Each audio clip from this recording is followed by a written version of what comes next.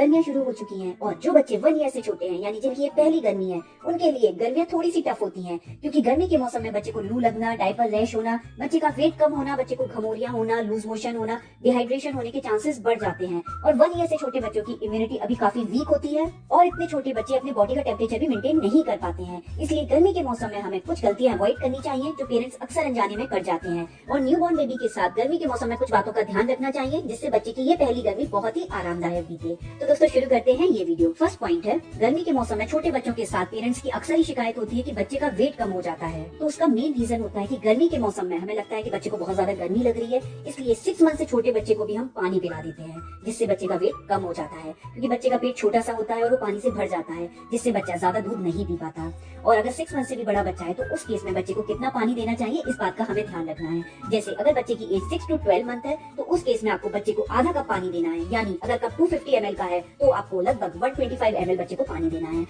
और फिर अगर बच्चा पानी की डिमांड कर रहा है तो उस केस में आपको बच्चे को पानी देना है। नेक्स्ट पॉइंट है, गर्मी में बच्चे को बार बार बीमार होने से बचाने के लिए हमें टेम्परेचर चेंज का ध्यान रखना है। कभी भी बच्चे को बाहर से अगर हम घर पर लेकर आते हैं तो उसे एसी या कूलर की डायरेक्ट हवा में नहीं लेके जाना।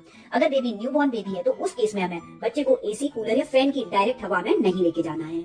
और अगर हम घर से बच्चे को बाहर लेकर जाते हैं तो ध्यान रखें कि एसी, कूलर से डायरेक्ट हम बच्चे को बाहर ना लेके जाएं, थोड़ा सा टेम्परेचर नॉर्मल होने दें तब बच्चे को बाहर लेकर जाएं। और बहुत ज्यादा धूप जिस टाइम पर होती है यानी 11 बजे से लेकर 4 बजे तक के टाइम में हम बच्चे को घर से बाहर लेकर जाना बिल्कुल अवॉइड करें। नेक्स्ट पॉइंट है, अगर बच्चा 6 मंथ से छोटा है तो आपने जितने कपड़े खुद पहने हैं एसी में उसके डबल कपड़े आपको बच्चे को पहनाने हैं। और अगर बच्चा 1 मंथ से छोटा है तो उस केस में आपको बच्चे को अच्छे से कवर कर ही एसी के रूम में रखना है। और एसी का टेम्परेचर आपको 24 से लेकर 27 डिग्री सेल्सियस ही रखना है, इससे कम या ज्यादा मत करिए।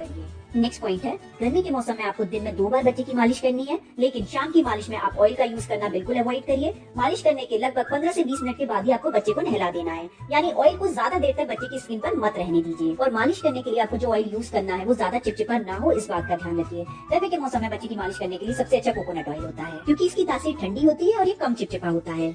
मालिश करने के बाद आपको हल्के गुनगुने पानी से ही बच्चे को नहलाना है।